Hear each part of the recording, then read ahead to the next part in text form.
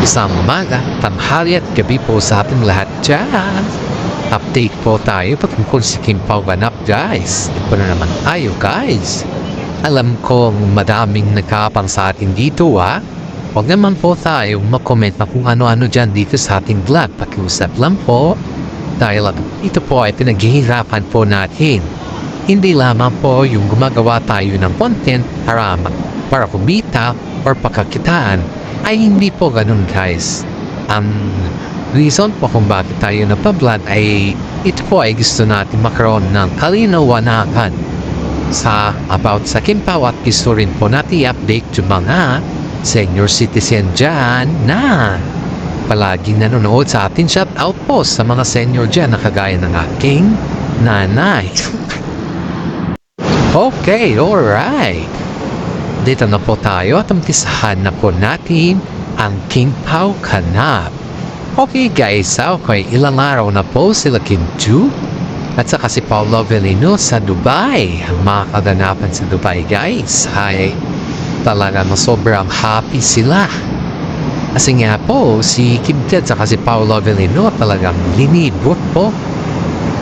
Parang Magellan lang sila na lilibot ang buong mundo. Si Magellan po ay linibot ang buong mundo kaya na-discover na ang buong mundo ay bilog. Ganon din po sila Kim Chiu at saka si Paolo Avellino ay nagmuni-muni sa Dubai guys. Aba. Kim Pao. Masayang araw ng mga Kim Pao na naman sa ngayon. Nakita natin sa mga post nila sa Instagram na sobrang happy sila na nagpo-photoshoot sa daanan. At may mga kasama pa sila dyan guys ha. Si Paolo naman po ay kinukuhan niya si Kim Chiu ng picture at saka videos. Aba. Ang sarap sa pakiramdam na may photographer ka, Kimi ha. Si Paolo pa talaga ang ginawa mong photographer. Aba, ano na ba yan? Ikaw Pao, sino din yung photographer mo sa Dubai? Kaya ngayon guys, kitang-kita naman natin ang ebidensya. Ayon din dito sa ating legit na sources ay kasama din pala nila mami ni Paolo dyan. Pero syempre, may ibang level na din yun ang usapan natin. Pero sa kanila muna guys ha, sa Kim Pao muna tayo. Dahil alam nyo guys, ang Kim Pao sa ngayon ay ubod ng swerte. Nasasabi kong ubod ng swerte dahil kalo-launch lang ng kanilang movie. Ngayon na naman, may niluluto na naman ng movie nila at yan po ay marami na naman nagkaabang. Isa pa kayo sa nagkahabang guys? Kasi ako hinahapangan ko talaga yung kanilang movie. Hindi pa yan nasabi na may gagawin na silang movie ay talagang nagkaabang talaga po sa kanilang movie guys. Nagagawin na naman na bago. Isa rin po pa kayo sa mga fanatics ng Kim Pao. Dahil kung isa naman kayo sa fanatics ng Kim Pao, tara, makinig po kayo sa ating updates. Kasi nga po, para lang ito sa fanatics ng mga Kim Pao. Kung loyal ka naman sa Kim Pao, at tara na naman po guys, paki-like and share naman po yung ating YouTube channel. Di ba tama lang yung sinabi ko na nag-tour talaga or linibot talaga nila Paolo Avellino at saka si Kim Chiu ang Dubai. Alam nyo guys, ang Dubai kasi is kakaibang country to eh. Kakaiba ako kasi very successful country din to. Sila yung ang dami mong makikitang amenities or mga magagandang building or mga spotted na yung magagandang tourist dahil sa kanilang mga ganun na level ng pamumuhay sa Dubai guys ay lalo itong naging progressive. Kaya ang daming bumibisita dito. At hindi lamang po bumibisita, puti po ay ang dami din mga artista na gumagawa ng movie dito, lalong-layo na sa Milan. Okay guys, okay. Ayon dito sa ating legit na sources ay dun daw sa hotel ng Dubai, syempre magkasama sila Kim Chiu at Paolo Avellino. Sobrang kulit daw na mga staff dahil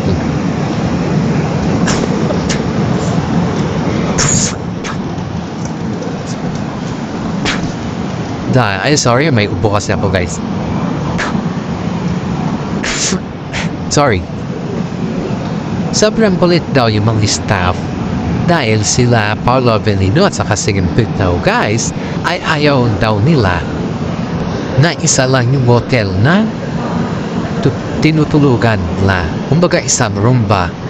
Pero no choice daw sila kasi sobrang mahal daw yung room sa Dubai.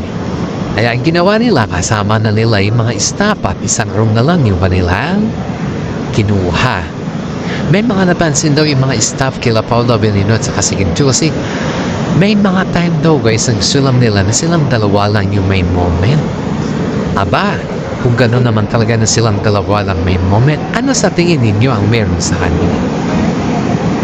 Kasi nga po guys, ang daming nagsasabi na si Kimi po ay hindi siya basta-basta umaamin.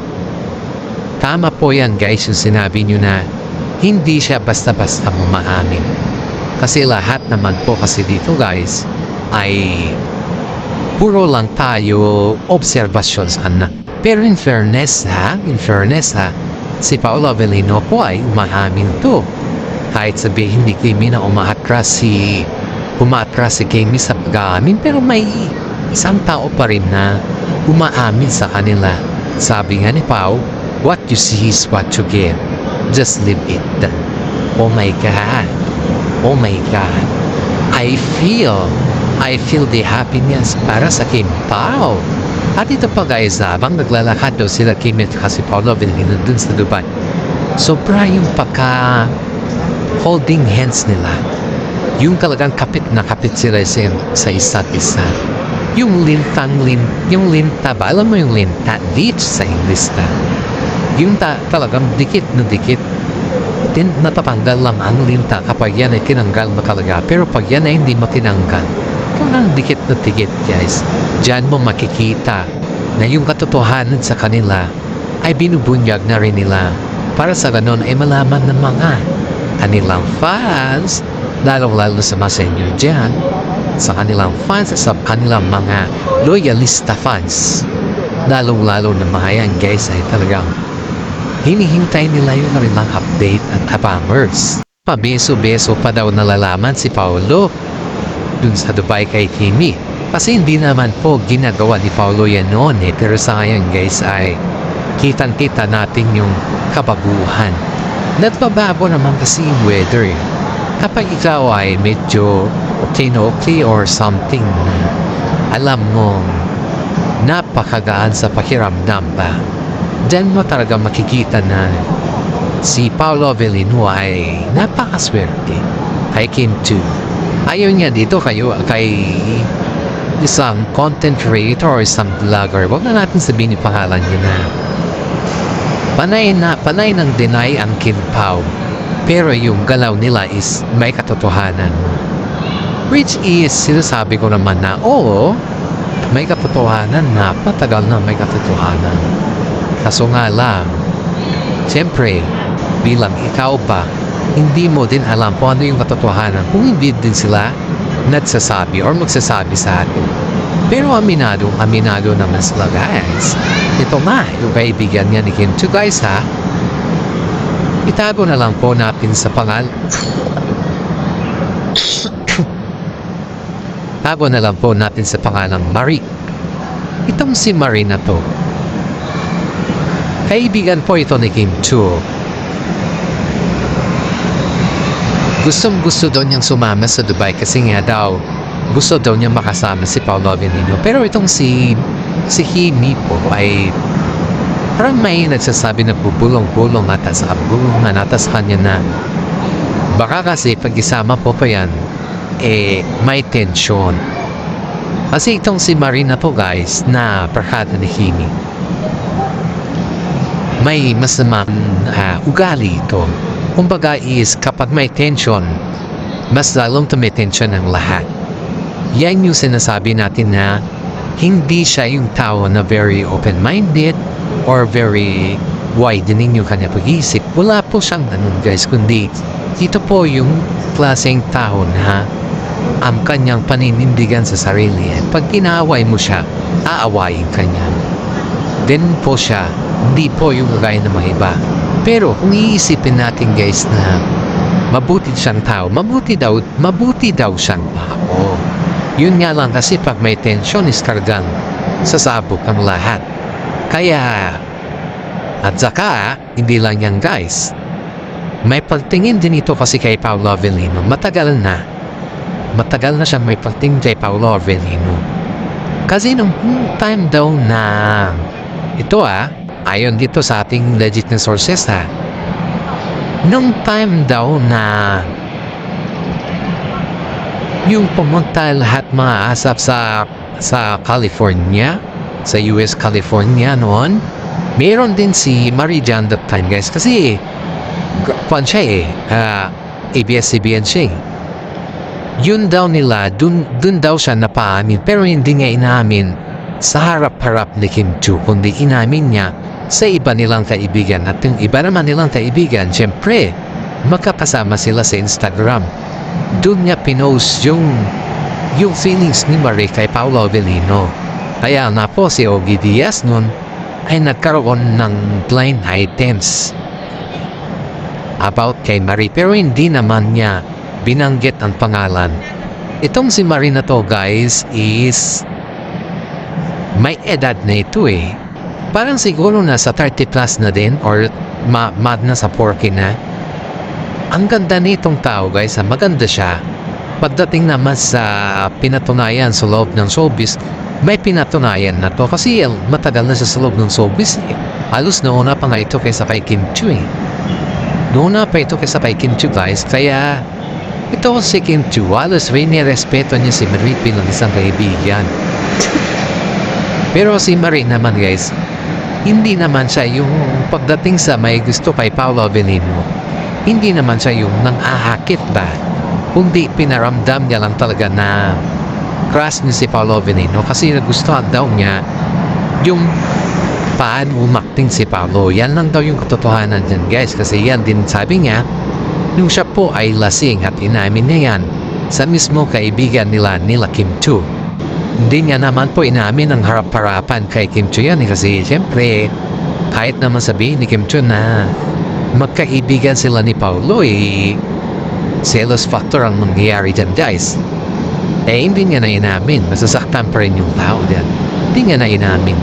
Pero in fairness kitang-kita mo talaga yung nung sinabi daw yan kay Kim Chiu, nakita daw ng legit na sources natin ang reaksyon ni Kim Chiu na parang namutla sa selos at parang nawala sa mood. Sabi daw niya kay Paolo, one time daw na hinahanap ka ni Marie, sabi daw kay Paolo, which is hindi naman siya hinahanap ni Marie. That time kasi guys is inamin na nagsabi na yung kaibigan ni Kim Chiu kay Kim Chiu na there's something wrong or crush siya ni Marie. Crush ni Marie si Paolo Avellino. Kaya itong si Kim Chiu guys nung gusto ni Marie na pumunta sa Dubai, not-control siya. Kumbaga sa controlling niya guys is hindi nagsabi naman siya na pwede naman siya pumunta pero hindi na sila magkasama din sa Dubai kasi ang gagawin nila sa Dubai is project talaga mag-endorse. Pero yung lalakwat siya, depende na lang daw yan sa oras na yan yung sabi nila guys. Yan yung sinabi nila talaga. Nabi ni Kim Chiu kay Marie. Kaya itong si Marie, syempre, alam mo na, babae naman si Marie, alam din ako anong company Marie dun. Kasi nakarating na po kay Marie, nakarating na po kay Kim Chiu yung sinasabi ng mga kaibigan nila na tapungkol sa kanila na crush si Paolo Avellino. Marami daw nagtataka kay Marie kung bakit daw biglang napaisip niya na sasama sa Dubai kahit wala naman talaga siya dun sa plano. Daming nagtataka sa kanya guys, pero syempre alam na natin kung ano yung kahulugan nun. Hindi naman tayo bulag or manhid para hindi natin malaman kung ano yung gusto niya ipahiwatig.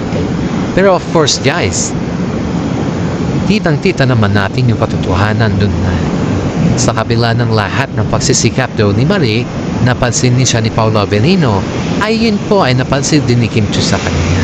Sabi nga daw po ni Kim Chiu sa kanya na hanggat maaari ay wag daw siyang gumawa ng mga bagay-bagay na ikakapahamak niya. Kasi nga po, si Kim Chiu naman guys hindi naman siya stricto kay Paolo Avellino. Ayon dito sa ating legit na sources si Kim Chiu po ay hindi siya stricto kay Paolo Avellino. Kundi nagbibigay daw ito kay Paolo Avellino ng mga chance ba? Yung mga chance na yung baka gusto mo ito. Parang siguro ganun lang. Yung mga time na ganun ba yung mga pan ni Kim Chiu kay Paolo. Siyempre ikaw ba naman na yung katambal mo is nagbibigay ng mga chance sa iyo. So ibig sabihin, mahal ka, di ba? Pero nasa iyo naman yan kung ikaw ay hindi kontento sa kanya. Kaya nung nagkaganon daw nalaman daw ni Kim Chiu na nagkaganon, may gusto daw si Marie kay Paolo Avellino guys, is parang kinausap niya ata si Paolo. Si Kim Chiu kinausap si Paolo bago sila lumapag sa Dubai. Dahil nga, alam naman ni Kim Chiu yung pakiramdam kasi naranasan daw niya yung may naranasan daw niya yung naranasan na ni Marie.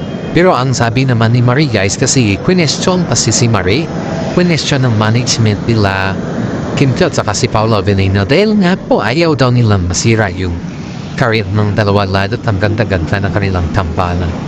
Tinanong daw siya ng mga management nito kung ano daw yung intention niya talaga. Sabi naman daw ni Marie na wala naman siyang intention kundi nagsabi lang daw siya ng feelings niya kay Paolo Avellino at hanggang doon na daw. At kung tapusin natin guys is siguro tama naman siya na nag-express lang naman siya ng feelings niya. Pero sa mga mata kasi ng mga ibang tao guys is parang nanggugulo na siya sa tambalan ng ibang tao. Wala namang, kumbaga guys is wala namang nanggugulo sa tambalan ng ibang tao kundi ginawan lang daw siya ng issue. Pero ang katotohanan ay may pagtingin siya kay Paolo Avellino ng mata. Yun talaga yung katotohanan guys. Kaya nga po, sabi ni Marina, tao lang tayo at humahanga din sa kapwa nating tao. Sa mga hindi nakakaintindi sa ating feelings, sabi daw niya, ay bahala kayo, hindi ko kailangan mag-explain sa inyo. Pero daw si Maria si guys, kaya itong si Kim Chiu ay gusto man niya sana kausapin si Marie. Pero sinabi ng kanilang management na hindi na daw kailangan na usapin sa ni Marie. Kasi nga, umamin naman daw si Marie na may pagtingin siya kay Paolo Avellino at hindi naman ko siya naninira ng tambalan ba. Kaya sabi ng mga ibang tao na para walang gulo huwag na lang kumprontahin si Marie kasi wala naman tayong magagawa dyan guys. May pagtingin si Marie kay Paolo Avellino, hindi naman natin pinagpapawalan yan. Saka wala naman nagpabawal na humanga ka sa may karelasyon na, di ba? Ang bawal lang talaga yung manggulo ka sa may relasyon na makakaugnayan na, di ba? Yung sa relasyon, kapag nanggulo ka, yun talaga yung doon pa na mag-react. Pero sa ngayon naman guys is hindi naman ganun daw si Marie. Ayaw dito sa ating legit na sources. Kaya niisip pa naman karamihan na